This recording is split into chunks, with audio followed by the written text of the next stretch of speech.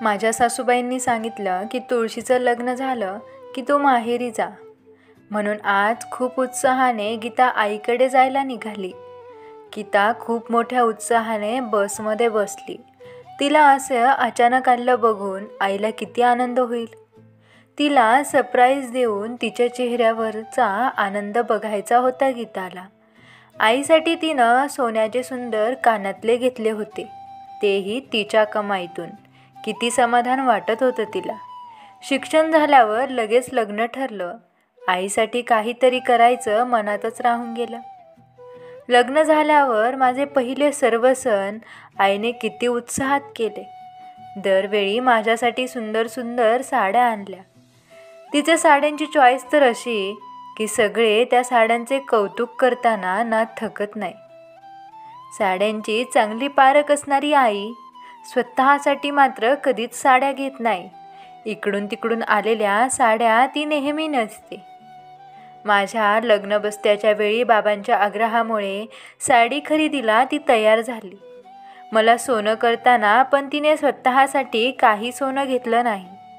कानातल्याची तिची फुलं तुटलेली होती आणि ती तशीच कानातले घालत होती आणि मी ठरवलं की आईसाठी छान कानातलं घ्यायचं.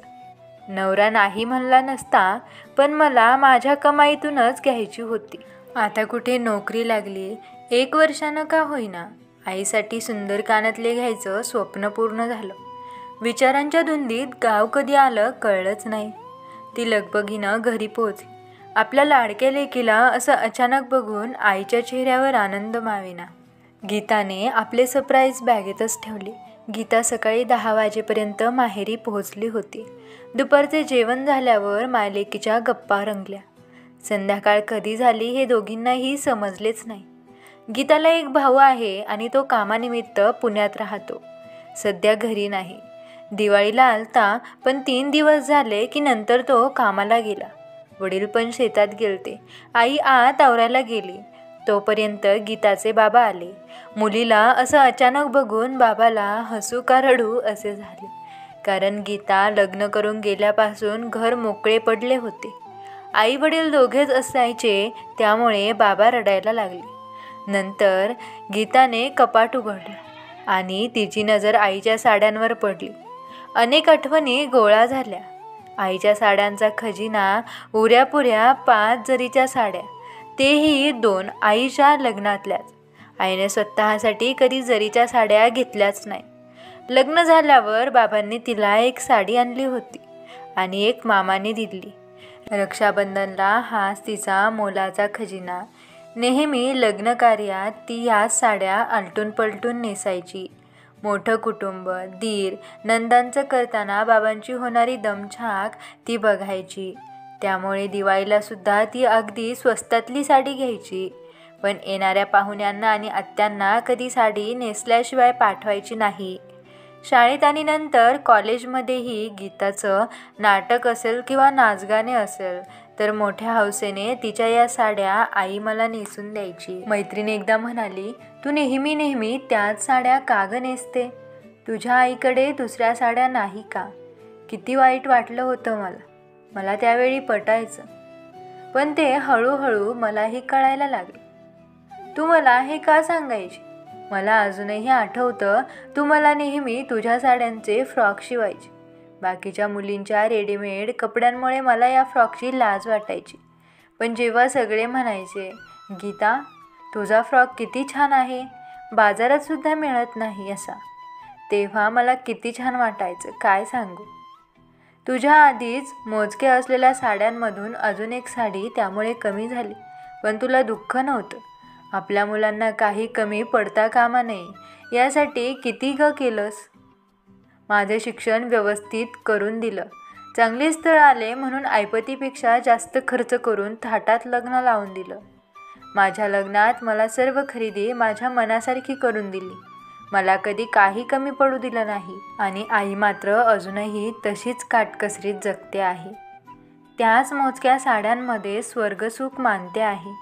गीताला जाणवलं. तिने तिची ज्वेलरी पाहिली. अजून पण तिने स्वतःसाठी काहीसुद्धा दागिना केला नव्हता. आईने गीताच्या भावाला फोन करून सांगितलं की गीता आली आहे. तिचा भाऊ सोहम पण लगेच मिळेल त्या गाडीने घरी आला. सकाळी गीताने भाऊ आणि वडिलांना मस्त उटणं लावून अंघोळ घातली. भाऊबीज पण सुंदर प्रकारे साजरा केला.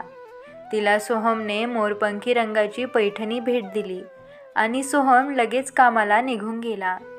आणि नंतर गीताने आईसाठी आणलेलं कानातलं दाखवलं. आईच्या चेहऱ्यावरचं समाधान आणि कौतुक पाहून तिला भरून आलं. 2 दिवस राहून जाताना तिची आई ओटी भरते. आईने तिला सासरी नेण्यासाठी सकाळी लवकर उठून दिवाळीचं फराळ बनवलेला असतो. आई तो फराळ गीताच्या बॅगेमध्ये ठेवते आणि गीता म्हणते, आई इतकं का देते ग? आई म्हणते, असू दे ग, मी गेल्यानंतर कोण देणार तुला एवढं? मी आहे तोपर्यंत करू दे मला तुझी हौस. आई का ग अशी बोलतेस तू? बोलत बोलत दोघी पण रडायला लागल्या. मग तिला वडील बस स्टँडपर्यंत सोडवायला येतात. बस यायला अजून उशीर असतो म्हणून बाबा एक कोल्ड्रिंकच्या दुकानात तिला नेतात आणि बाबा गीतासाठी मँगो मस्तानी ऑर्डर करतात, कारण गीताला मँगो मस्तानी खूप आवडते. बाबाला माहीत असतं. मस्तानी खाऊन झाल्यावर दोघे पण स्टँडवर येतात. बस येते आणि मी सीटवर जाऊन बसते आणि वडील खिशातून काही पैसे काढून मला देतात. गीता पैसे घेत नाही, पण बाबा म्हणतात, घे ग बाळा, माझा आशीर्वाद समज. मग गीता पैसे घेते आणि बाबा खाली उतरतात. बस सुरू होते आणि गीता खिडकीतून बाबाला म्हणते, बाबा तुमची काळजी घेत जा. अन बाबाला बाय करते. वडिलांच्याही डोळ्यातून न कळत पाणी येतं आणि गीता घरी जाते. घरी पोहोचल्यावर आईबाबाला फोन करते. त्यानंतर गीता खूप खुश असते, कारण ती माहेरचं सुख घेऊन आलेली असते. तर मंडळी, तुम्हालाही आजची आपली छोटीशी कथा कशी वाटली हे मला कमेंट करून नक्की कळवा. आणि कथा आवडल्यास व्हिडिओला लाईक करा, शेअर करा. अशाच आणखी नवनवीन कथा बघण्यासाठी आपल्या चॅनलला सबस्क्राईब करायला विसरू नका. धन्यवाद.